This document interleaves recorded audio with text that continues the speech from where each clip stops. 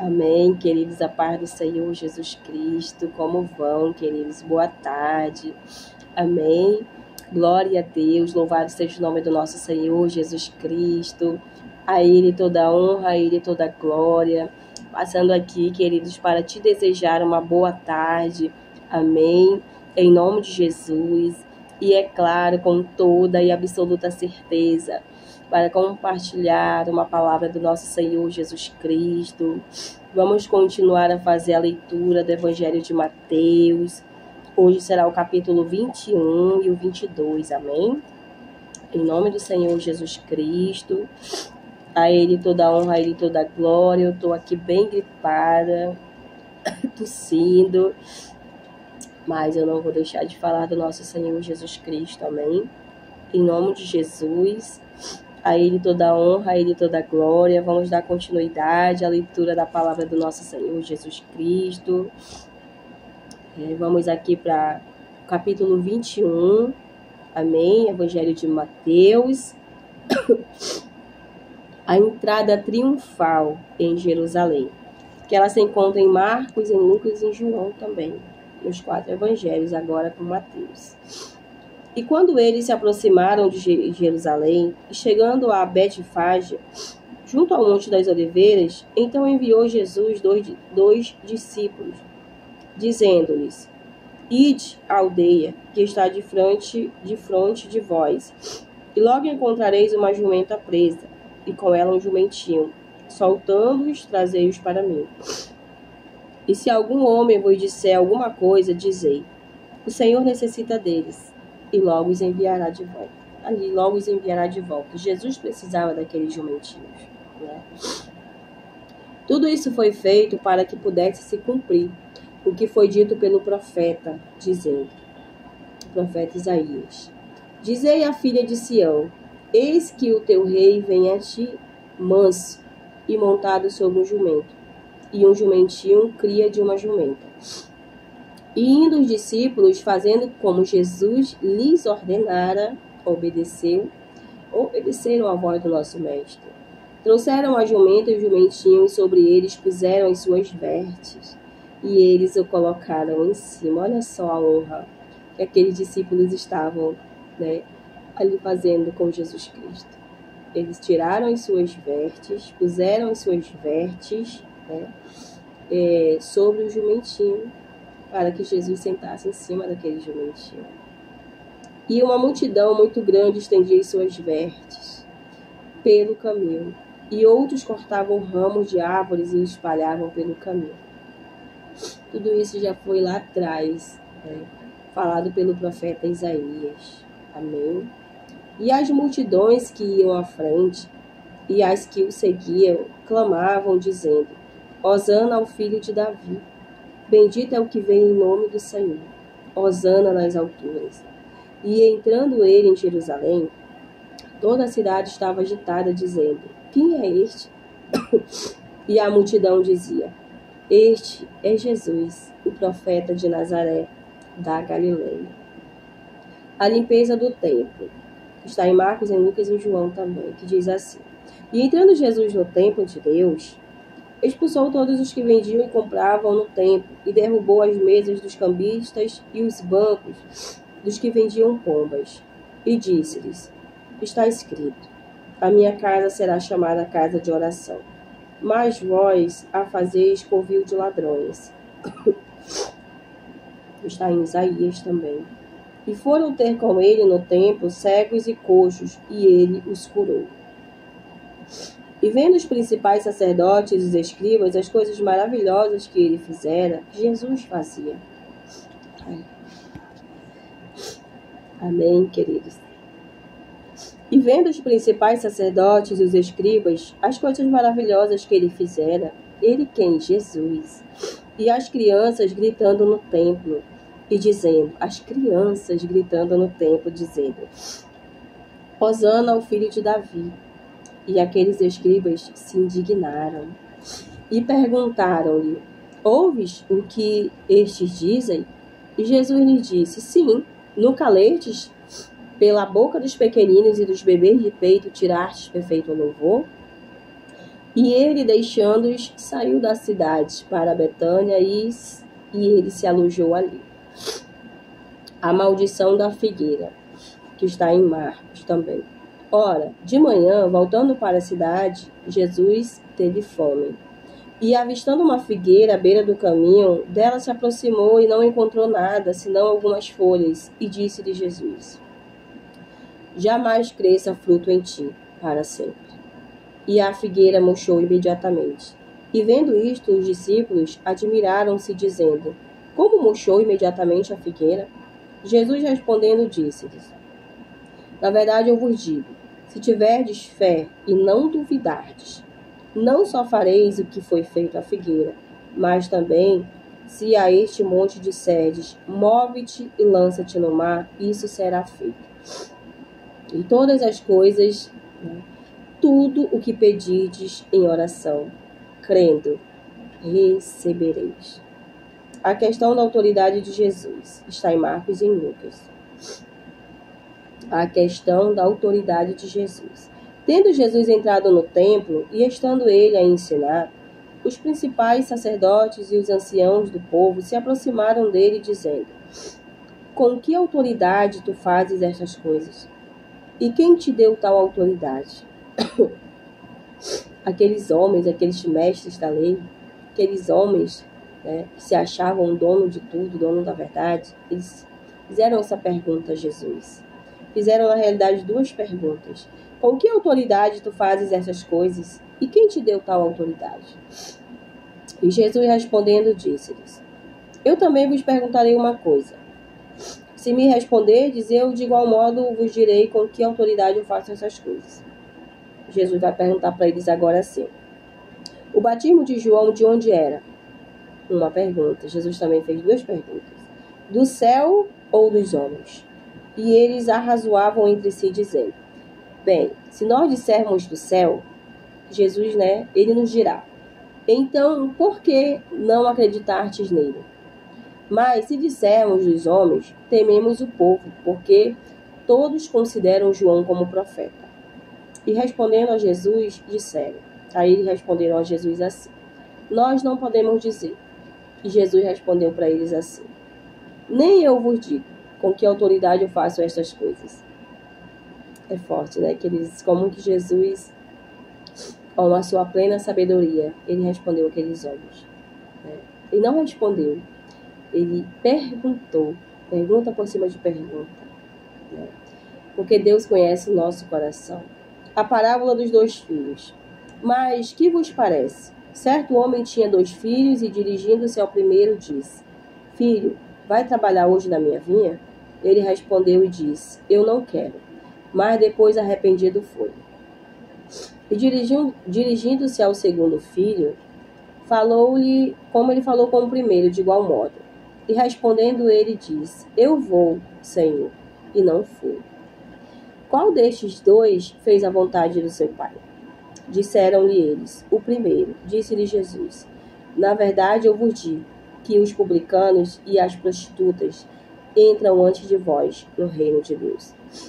Pois João veio a vós no caminho da justiça, e não crestes nele. Mas os publicanos e as prostitutas creram. E vós, vendo isto, nem depois vos arrependerdes para crerdes nele. A parábola da vinha e os lavradores. Está em Marcos e em Lucas. Houve outra parábola. Havia um certo chefe de família que plantou uma vinha, cercou-a, cavou nela um lagar, edificou uma torre e a deixou com os lavradores e foi para uma terra distante. E estando próximo o tempo dos frutos, ele enviou os seus servos aos lavradores, para que eles pudessem receber os seus frutos. E os lavradores tomaram os servos, bateram em um e mataram outro, e a outro apedrejaram. Ele enviou ainda outros servos, em maior número do que os primeiros, e eles fizeram-lhe do mesmo modo. Mas, por último, enviou-lhes o seu filho, dizendo: eles respeitarão ao meu filho. Mas os lavradores, vendo o filho, disseram entre si: este é o herdeiro, vinde, matemo-lo, e apoderemo-nos da sua herança. E agarrando, lançaram fora da vinha e o mataram. Quando, pois, vier o senhor da vinha, o que ele fará com esses lavradores? Dizem-lhe eles: ele destruirá miseravelmente aqueles homens perversos e deixará sua vinha com outros lavradores, que a seu tempo lhe entreguem os frutos. Jesus disse para eles: nunca lestes nas Escrituras a pedra que os edificadores rejeitaram?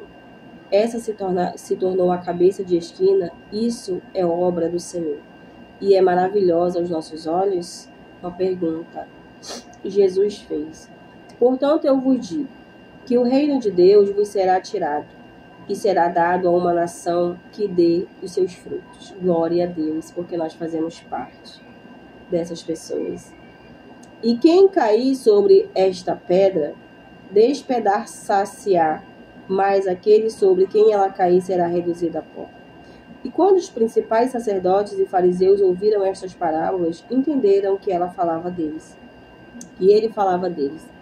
Mas, embora procurassem prendê-lo, temiam a multidão, pois o tinham por profetas. Eu estava até fazendo a leitura do livro de Romanos, que vai nos falar muito sobre que nós recebemos a graça e a misericórdia de Deus.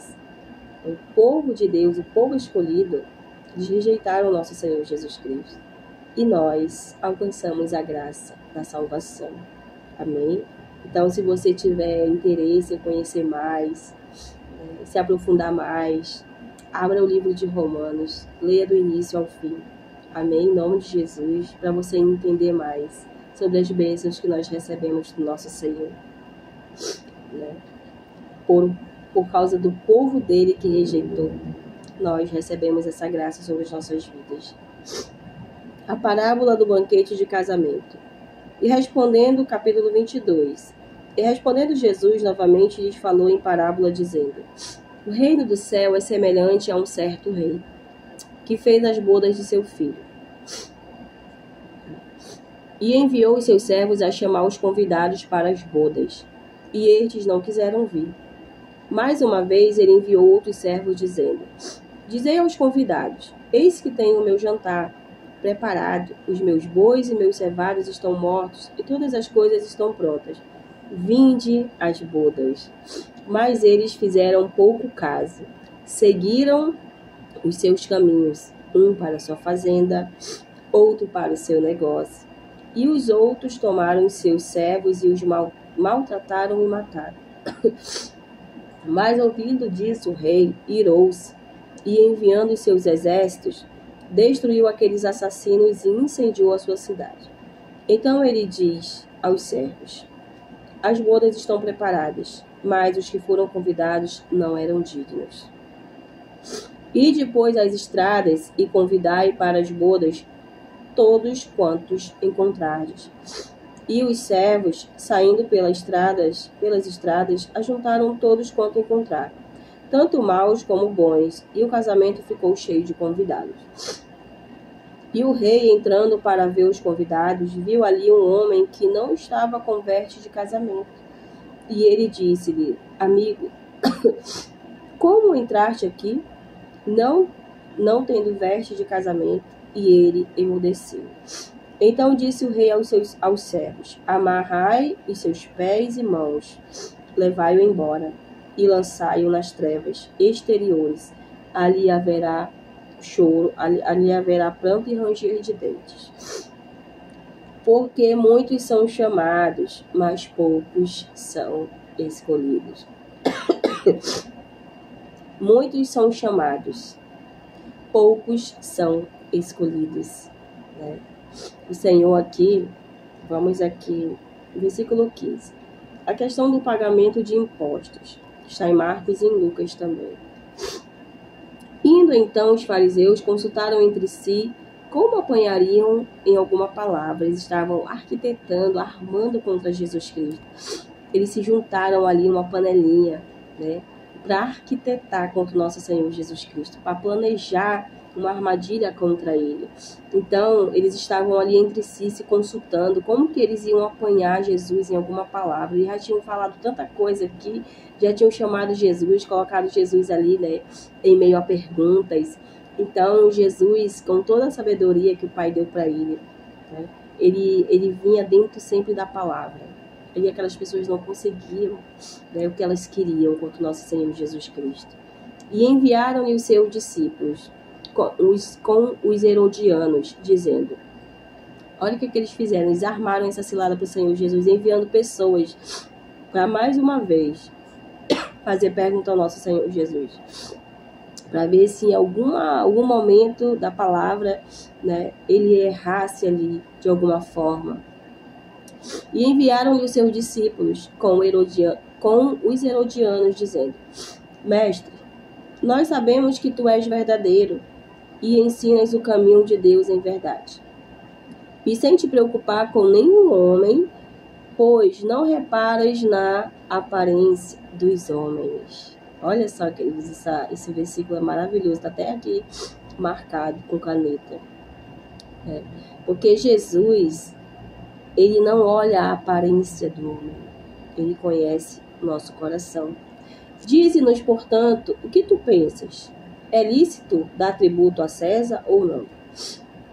Mas Jesus, percebendo a sua maldade, disse, Jesus já conhecia o coração daqueles homens, né? Um coração perverso, um coração maldoso.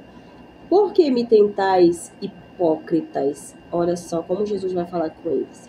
Por que me tentais, hipócritas? Quem tenta é Satanás, queridos, né? Eu já ouvi pessoas falar, Deus me tentou, Deus tentou. Não. O tentador é Satanás. Amém? Jesus, Deus, ele não tenta nem a mim, nem a você. Quem tenta é Satanás contra as nossas vidas. Amém? Então, aqui.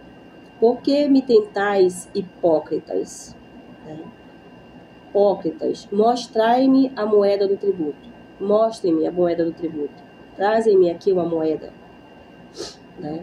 E eles trouxeram um denário. E ele disse-lhes, de quem é esta imagem e inscrição? Disseram, de César. Então ele lhes disse, dai, portanto, a César as coisas que são de César, e a de Deus as coisas que são de Deus. Quando eles ouviram essas palavras, maravilhavam-se, e deixando, né, foram pelo seu caminho. Mais uma vez o inimigo tinha perdido, né, para o nosso Senhor Jesus Cristo, como sempre. Mas eles perderam na palavra. Foi na palavra que o Senhor Jesus Cristo, né, fez com que caísse por terra ali aqueles homens, né, que eles estavam ali tentando a vida de Jesus Cristo. Mas a gente sabe que por trás deles, né, daqueles homens, havia o próprio Satanás. Amém? A questão sobre a ressurreição. Então aqueles homens, eles se maravilhavam. Tudo tem um propósito de Deus, queridos, nas nossas vidas. Por mais que aqueles homens, eles foram usados ali pelo inimigo contra o nosso Senhor Jesus Cristo, né? Mas eles se maravilhavam, eles se maravilharam com o ensinamento do nosso Senhor Jesus Cristo. A questão sobre a ressurreição, que está em Marcos e em Lucas. No mesmo dia, olha só, Jesus novamente aqui, queridos, mais uma vez vai ser tentado e interrogado. No mesmo dia vieram até ele os saduceus, que dizem não haver ressurreição, e o interrogaram. Eles diziam que não havia ressurreição. Então interrogaram Jesus, dizendo, mestre, Moisés diz, se um homem morrer, não tendo filhos, seu irmão casará com a esposa dele, e suscitará descendência a seu irmão. Ora, houve entre nós 7 irmãos, e o primeiro casou-se com uma mulher e faleceu. E não tendo descendente, deixou a sua esposa para o seu irmão. Da mesma forma, o segundo e o terceiro até o 7º. E por último de todos, morreu também a mulher. Portanto, na ressurreição, de qual dos 7 ela será, né, a mulher? Pois todos a tiveram. Ela foi esposa de todos. E Jesus respondendo disse-lhes, vós, olha só o que Jesus vai ensinar para mim e para você nessa tarde, queridos. Vós errais, não conhecendo as Escrituras, nem o poder de Deus. Porque na ressurreição não casam nem são dados em casamentos, mas são como os anjos de Deus no céu. Então o Senhor ele fala para nós nessa tarde. Vós errais, não conhecendo as Escrituras nem o poder de Deus. O Senhor ele nos chama a atenção para que nós venhamos a conhecer mais a palavra dele. Porque muitas das vezes, queridos, nós saímos julgando as pessoas, nós saímos falando coisas que não está na palavra do Senhor, né? Às vezes a gente pode até, queridos, escutar mesmo dentro de um templo uma palavra, mas e aí de repente aquela palavra ela foi falada de uma forma errada, num contexto errado, ela foi falada num momento errado, e aí muitas vezes as pessoas vão lá e acabam recebendo essa palavra, uma palavra que está no contexto errado, uma palavra que quando você lê, você entende que não era daquele jeito que a pessoa pregou, que a pessoa falou. É por isso que o Senhor ele nos ensina a buscar na palavra dele. O Senhor ele sempre colocou dentro de mim, queridos, algo assim. De quando eu for ler um versículo, alguém der um versículo, às vezes a gente tem a Bíblia no celular, Bíblia virtual, não é mesmo? Acredito que muitos têm a Bíblia virtual no celular. Aí sempre chega um versículo no topo do celular, não é? Então, às vezes a gente abre, né? Eu abro. Então, quando eu vou abrir aquele versículo, né? Muitas vezes Deus já falou comigo através desse versículo que chegou, sim. Era a resposta de Deus para a minha vida que eu estava esperando. Porém, queridos, peraí, o Senhor ele coloca assim em mim, né? Peraí, como foi para chegar nesse versículo? O que aconteceu antes? Se for um versículo de bênção, peraí, como foi? Às vezes tem versículos, queridos, que a gente, ele é ali o fim de uma palavra, né? Ele é o complemento de uma palavra, então a gente precisa buscar Salmo 23, né? Vai ali dizer, vamos para o último versículo. Como foi que chegou no último versículo? Eu preciso ler desde o primeiro, né? Quando eu comecei a ler a Bíblia, eu sempre achei muito, muito, muito legal o livro de 1ª, 2ª Reis, 1 Samuel, 2 Samuel, 1 Reis, 2 Reis. Porém, queridos, para me entender 1 Reis e 2 Reis, eu preciso voltar desde o início, né? Eu vou voltar para 1 Samuel, vou voltar para 2 Samuel, para poder chegar lá em 1 Reis, que a gente vai ver tantos capítulos, morreu o rei tal, aí ficou o seu sucessor, o filho tal, aí um serviu a Deus, o outro não serviu, aí tem as descendências. Então a gente precisa, né, se possível, ler a Bíblia desde o início, fazer a leitura da Bíblia desde Gênesis, para a gente entender lá em Êxodo quais vão ser as nações, quais vão ser aquele povo que lá em 1 e 2 Reis, eles vão estar se degladiando, eles vão estar ali, um serve a Deus, outro não serve. Então, às vezes, o Senhor ele vem e coloca dentro do nosso coração essa curiosidade para a gente buscar a palavra dele, para a gente entender mais a palavra do nosso Senhor, né? Aí as pessoas já ouviram pregações, a glória da segunda casa será melhor do que a primeira. Mas e aí quando você vai para a primeira, você vai analisar como é que foi a glória da primeira casa, entende? Então, vem aí um versículo, eu não posso pegar aquele versículo de qualquer jeito, eu preciso entender o porquê que aquele versículo está ali, e o que está escrito, por que está escrito, o que aconteceu na história de Davi, o que aconteceu para ele ali desobedecer a Deus, o que aconteceu, né, para ele trair a confiança de Deus, né? O que aconteceu para o filho dele querer matar ele, né? Absalão matar o pai. Então a gente vai buscando, começa desde lá do início de 1 Samuel, aí a gente vai lendo capítulo 1, 2 até o fim, aí vai para 2 Samuel, aí depois a gente vai para 1 Rei, vai para 2 Rei, vai para 1 Crônica, a gente vai entendendo, né, todos os contextos ali do que aconteceu na vida de Davi, como que Davi foi rei, como que ele se tornou rei, como que o profeta Samuel se tornou um profeta Samuel. Então a gente vai conhecendo a história de Ana lá no templo chorando, Deus vai abençoar ela. Então é assim, queridos. Nós temos que ler a palavra do Senhor, nós temos que conhecer a palavra do nosso Senhor. E Jesus, ele fala que aquelas pessoas julgavam Jesus, né? Eles tentavam Jesus Cristo, mas Jesus, ele já é o Filho de Deus, ele já conhecia a palavra. Jesus, ele é sempre aquele que nos ensina que a gente tem que buscar a palavra dele, para que a gente venha a estar aí também derrotando os adversários das nossas almas, que é o inimigo, né? O Satanás, os seus demônios. Nós, na palavra dele, queridos. Amém? Em nome de Jesus. Quando a gente vê as pessoas, a gente vai ter o discernimento do que vem de Deus e do que não vem. Quando a pessoa estiver pregando algo ali, falando algo, a gente vai saber se está na palavra ou se não está na palavra. Opa, isso aí já aconteceu comigo, queridos, isso. Opa, isso daí eu não li na palavra, não. Não é desse jeito aí que o fulano está pregando, não. Não é desse jeito que o fulano está falando, não. Então, queridos, já aconteceu isso comigo. Por quê? Porque eu busquei a palavra do Senhor. Então, o Senhor e o Espírito Santo de Deus, ele vem automaticamente dentro de você, né? E ele vai trazer a tua memória. Isso daí não está na minha palavra, né? Não está na minha palavra. Então, é isso, queridos. O Senhor, às vezes, ele vai ali sempre, às vezes não, ele sempre vai estar, né, trazendo a nossa memória. Por mais eu falo aqui por mim, queridos, eu não sou boa de memória, né?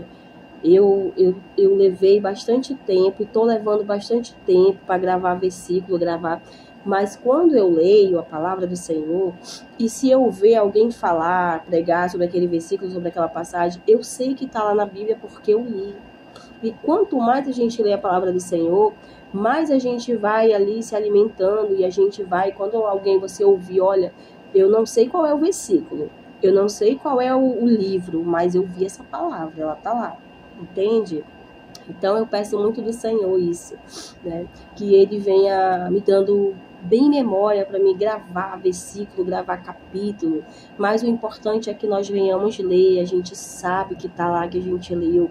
Então já tem muitos versículos que eu já sei onde está, já tem muitas passagens que eu já sei onde está também. É claro que conforme a nossa busca ao nosso Senhor, a gente vai aprendendo, né? Vai ficando gravado na memória, vai ficando gravado na tábua do nosso coração. Amém? E aí o Senhor falou para aqueles homens assim: vós errais, não conhecendo as Escrituras e nem o poder de Deus. Então Jesus aqui ele vai explicar para aqueles homens. Ele vai falar: porque na ressurreição não casam nem são dados em casamento, mas são como os anjos de Deus no céu. E quanto à ressurreição dos mortos, não lertes o que vos foi dito por Deus, dizendo, deixa eu ver se está aqui por baixo, Mateus 21:16. Eu sou o Deus de Abraão, né? Êxodo 3:6. Eu sou o Deus de Abraão e o Deus de Isaac e o Deus de Jacó.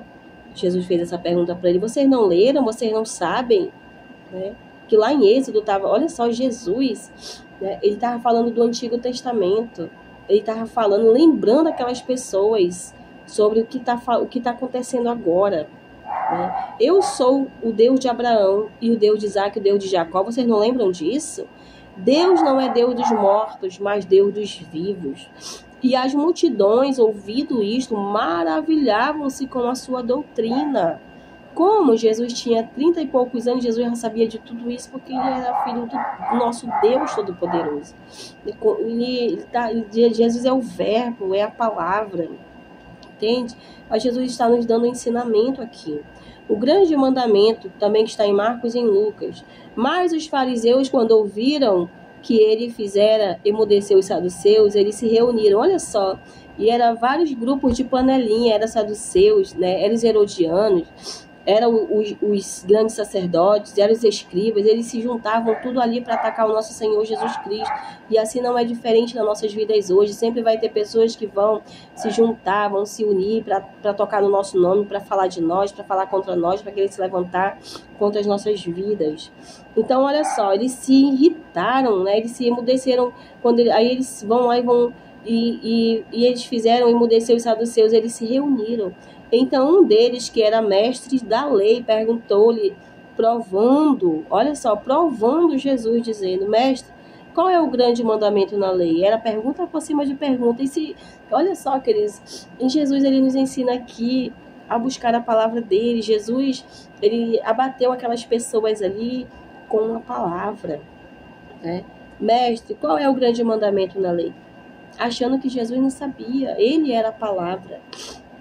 Respondeu-lhe Jesus: Tu amarás o Senhor teu Deus de todo o teu coração, e de toda a tua alma, e de toda a tua mente. Este é o primeiro e grande mandamento. E o segundo é semelhante a este: Tu amarás o teu próximo como a ti mesmo. Desses 2 mandamentos dependem toda a lei e os profetas. A questão sobre o filho de Davi, que está em Marcos e em Lucas, versículo 41. Enquanto os fariseus estavam reunidos, Jesus os indagou, dizendo: O que pensais vós do Cristo? De quem ele é filho? Eles disseram-lhe: O filho de Davi.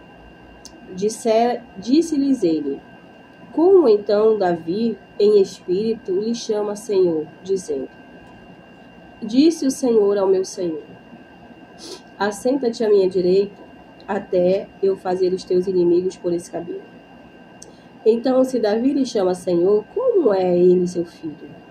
E nenhum homem era capaz de responder-lhe uma palavra.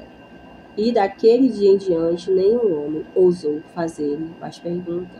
Então, Jesus fez uma pergunta para eles que nem eles mesmos sabiam responder, né? Homens que diziam conhecedores da lei, das leis, da palavra do nosso Senhor, né? Aqueles homens até que se mancaram, né? E ali eles, né, ousaram não fazer mais perguntas ao nosso Senhor Jesus Cristo. Era em vão, né? Porque o nosso Senhor Jesus Cristo era conhecedor da palavra. Então o Senhor Jesus, ele nos ensina nessa tarde que nós venhamos a pegar cada vez mais na palavra dele, queridos, para que nós venhamos ficar atentos, para que nós venhamos a discernir o que vem, o que não vem do nosso Senhor Deus. Amém? O Senhor, ele nos ensina, queridos, que é na palavra, queridos, que nós vamos vencer. É na palavra, é no poder de Deus, é a nossa fé nele. Amém? Em nome do Senhor Jesus Cristo de Nazaré. Então, o Senhor, ele nos diz nessa tarde, queridos, aqui no 22 do 21, e todas as coisas, tudo que pedirdes em oração, quando nós cremos, nós recebemos, né? Aqui ele vai falar sobre a fé, amém? Quando nós cremos, quando nós temos fé, tudo aquilo que nós pedimos em oração, o Senhor, ele nos faz receber, amém? Nós sabemos que tudo tem um tempo determinado, que o nosso Senhor, ele nos ouve, que Deus, ele não deixa de ouvir, por mais que nós tenhamos pedido algo do Senhor há anos atrás, há tempos atrás, nós podemos até nos esquecer, mas o Senhor, ele não esquece, queridos, amém? Cada dia que nós buscamos, cada lágrima que nós derramamos, o Senhor, ele colhe cada oração, ele colhe cada lágrima minha e tua. Ele não esquece, queridos, no momento certo. O Senhor, ele envia a resposta das nossas orações, a resposta das nossas lágrimas. Amém? Em nome do Senhor Jesus. E o Senhor ainda faz com que nós venhamos a nos lembrar de quando nós pedimos dele. Amém? Em nome do Senhor Jesus. Muitas das vezes, queridos, nós vamos assim. Nós vemos aqui um exemplo. Nós vamos fazer uma plantação de alguma fruta ou algum legumes. Nós sabemos, queridos, que quando nós plantamos a semente, aquela semente, ela requer cuidado, ela requer tempo, né? Para que venha acontecer ali um momento do crescimento, para que venha acontecer o momento da colheita, para que nós venhamos, né, colher os bons frutos. Amém? Então, tudo tem um tempo determinado. Olha só lá em Eclesiastes 3, há tempo para tudo, né?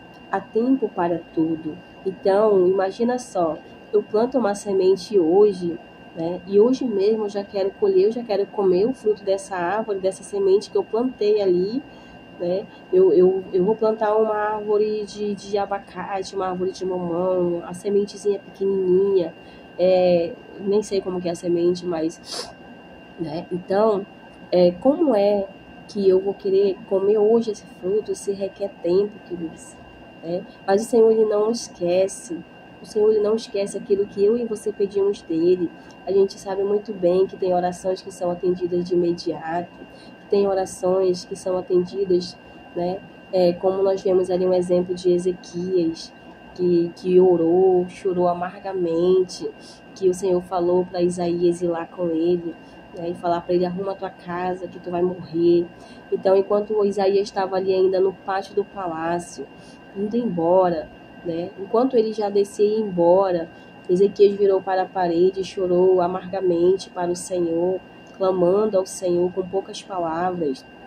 E aí o Senhor falou para Isaías, para o profeta Isaías: volta e diz para ele que eu acrescentarei mais 15 anos de vida.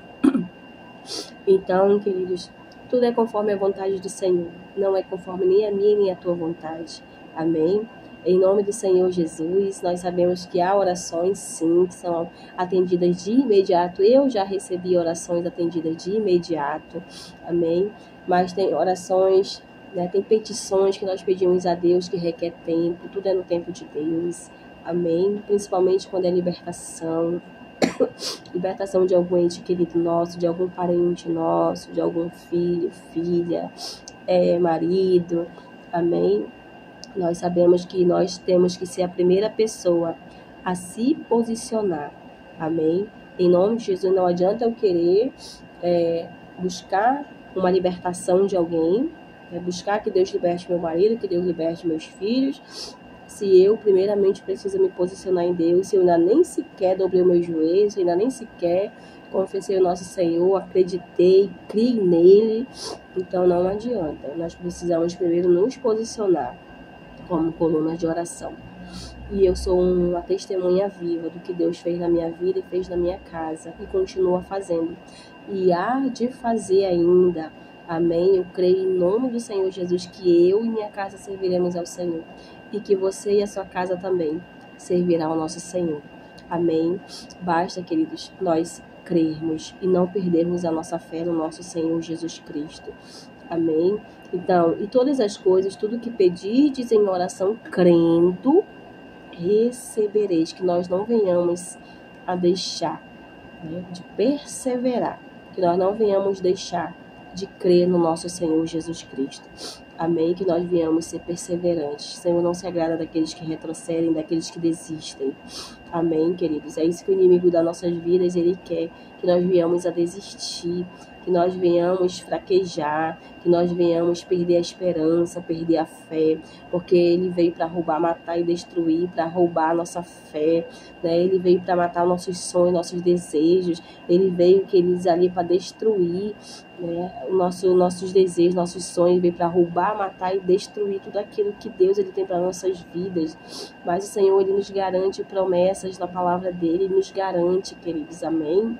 Em nome de Jesus, que nós venhamos colocar o Senhor acima de tudo, que nós venhamos crer cada dia mais nele, não perder a nossa fé. Jesus já está à porta e nós precisamos nos levantar pelos nossos, precisamos orar, precisamos continuar a crer nele. Não podemos deixar que o inimigo ele venha roubar a nossa fé, que ele venha matar a nossa esperança, que ele venha destruir os nossos sonhos. Amém? Em nome do Senhor Jesus, eu deixo essa palavra nessa tarde para minha e para a tua vida. Amém? Porque eu também recebo essa palavra na minha vida. Louvado seja o nome do nosso Senhor Jesus Cristo. Que nós vamos em breve continuar. Vamos para o capítulo 23 e 24. São capítulos muito assim, meu Deus, né? Então, capítulo 25, toda a palavra do Senhor, querido, mas nós sabemos o que está escrito.